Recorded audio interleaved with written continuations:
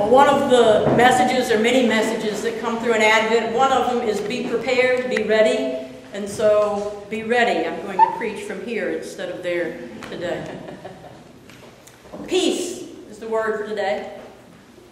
Peace. You know, there's something about actually doing those motions. I mean, the early Christians coming from Judaism, they knew how important body language was, and they had lots of things they did. So this feels like peace when we do it, so do it with me just one time before I keep going here. Peace. This is supposed to be the season of peace, this Advent Christmas season. We write it on our Christmas cards. We sing about it in church. We light candles for it. And yet as we go about our lives, usually during these weeks, they are anything but peaceful. They tend to be filled up with running around trying to get things done so that we can have the perfect Christmas. Worrying about whether we've got the right gift or not, or if we even have time to finish getting the gifts, or the crowds that we're going to hit. It's anything but peaceful. And so what I'd like to do today is to draw us, just for this moment that you're here, into that peace. So just take a nice deep breath and let go of whatever's bothering you. Just like the kids are supposed to do at the first of the service. Put everything on the shelf that you might be worried about. It will still be there. You can just pretend you've left it at the back door. It will be there, or at this door. You can pick it up as you go out. And for a moment, I'm asking you just to be totally present with me here as we think about this word, peace. Or as they say in Hebrew, shalom. Or as they say in Arabic, salam. Biblically, this word peace always carried a lot of meaning and many, many expectations with it. It was not really used so much the way we do today about an individual's peace. Nor was it used so much about peace at a time with nations not warring, though that certainly was a part of it. Shalom. But it was mostly used as the understanding of a peace that God would bring all of creation to someday. The kind of peace that would be a wholeness, a completeness, a time when everything worked exactly the way it was supposed to work.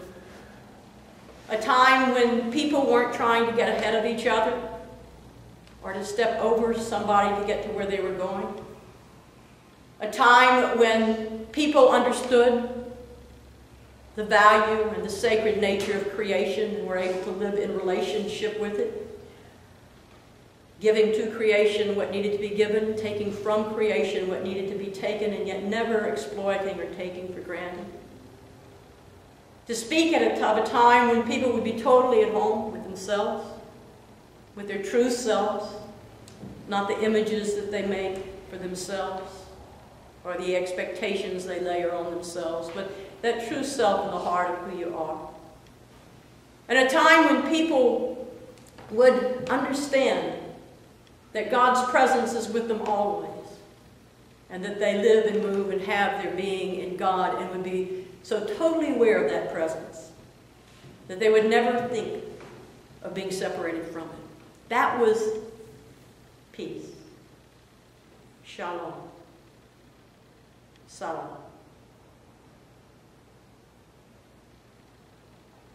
We heard beautiful images of it from the prophets. 2 readings from the prophet echoed in the hymn that we sang before the gospel.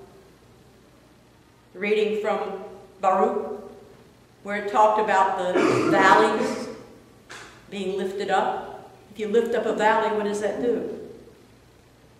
Makes it level. Part in Isaiah that was quoted by Luke in the gospel of not only that same image of valleys being lifted up, an image that was echoed again in the hymn, but also in that passage from Isaiah of the mountains being brought down, which makes everything what? Level. Of the crooked ways being made straight, which gives you a straight shot to where you're going. of the rough edges being smoothed out, which makes it easier to walk. If you've ever tried to walk over rugged ground, I took a hike not too long, just up at Deer Creek. Beautiful walk around the rim, and you see the lake in different places as you go around the rim. But I was so interested in watching the lake and the trees that I kept tripping over the branches and the roots that were in the way there and bumping my toes against the stones. So every now and then I had to look down because the way was not smooth, it was rough, and it was not straight, it was crooked.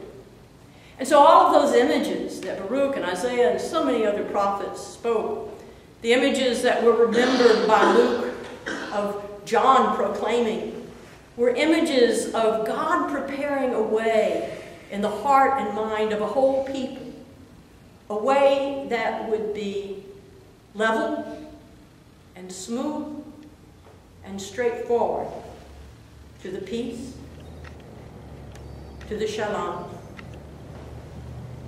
to the salam of God. So I wonder if perhaps in these times when our own lives individually look more like they're filled with mountains and valleys and roots to trip over and crooked paths, if we might think some of what it means to be prepared and to prepare ourselves. To think, for example, and I invite you to think with me right now, to think about what are the mountains in your own life that keep you from, in your heart and mind, experiencing that peace and wholeness of God. For me, a lot of times, my mountains have to do with obstacles that I think are just insurmountable. You know, you get caught up with how many bills you have to pay and how little income is coming in. Or you get caught up with the fact that there's so many things on your list of things to do and you never get them done, and you know you're always letting somebody down when you don't get what was their favorite thing on your list to be done. Those become mountains for me. Do you have mountains? Do you share some of mine? Do you have some interesting mountains of your own? Would you care to shout one out?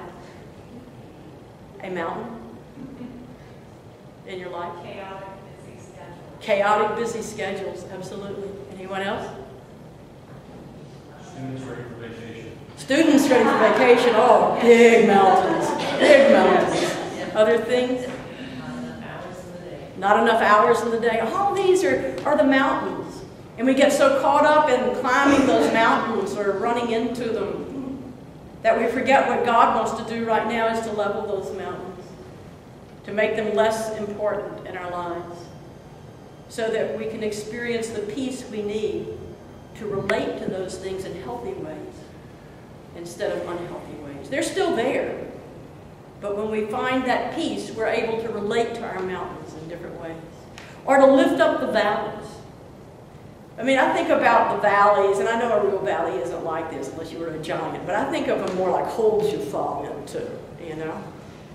And I think about what the holes are for me, the pitfalls, the valleys I fall into. And a lot of times they're valleys of old messages that play in my head. Like messages like when I make a mistake, going, oh God, that was so stupid. How could you be so stupid? And then getting caught up so much in how I was so stupid that I can't even do anything about the mistake I made. That's a valley. That's a pitfall to fall into. Do any of you ever have any valleys? Ha! Like what? What are your valleys? What are the pitfalls, the old messages you fall into from time to time? Can't measure up. That you can't measure up. Yeah. That you're too scatterbrained. That you're too scatterbrained, yes. That you're too young, you're too old, you're too thin, you're too fat, you're too smart, you're too dumb. It could go on and on, could it not? And yet those are the valleys that God would lift up so that we can experience the peace of heart and mind that it takes to live in a world where there are mountains and valleys. And I'm going to skip over the crooked paths because I want to get to the rough spots a bit. The rough spots that need to be smoothed out in our lives. My big one is thinking that I'm responsible for everything. That I can change everything, that I can make everything right, that if something's gone wrong, that's the opposite, then it must be my fault because I should have seen that and I should have done something about it. Control and thinking that I really have control is one of my rough spots. What about you? What are some other rough spots that people hit along the way?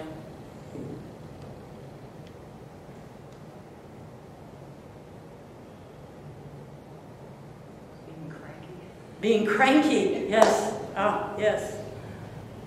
It's hard to feel peaceful when you're cranky. What? Arguing with the spouse. Or arguing with your spouse, or maybe with just anybody. Yeah.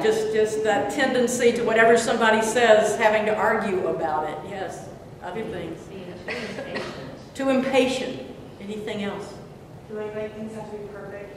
Thinking that it has to be perfect. Yes, yes. You know, somebody told me something a long time ago. It was a priest. And he said, if something's worth doing, it's worth doing badly. Now, what he meant by that was not that you shouldn't try to do your best, but that sometimes we don't do things because we don't think we can do them perfectly. And what he meant was, if it's really worth doing, it's worth doing whether you can do it perfectly or not. That is a way of smoothing off the rough edges. And so none of these rough edges or mountains or valleys ever really go away from us. And I hope maybe you felt a little peace in your heart right now in this little oasis. It's going to be gone, I'm sure, in a few minutes as you think back into other things, or if you manage to make it through the service, at least when you go out. But remember that in this season of Advent, when we are learning, or at least entertaining the idea of living life according to a vision other than the vision of the world, that just like one of those visions to live by is the vision of hope, another to live by is this vision of peace, the kind of peace that comes to us when we're willing to let God fill in the valleys and level the mountains and straighten the crooked places in our lives and smooth out the rough edges. It's an invitation not just to think about peace, but to be peace. And so end with me again with peace, shalom, salam.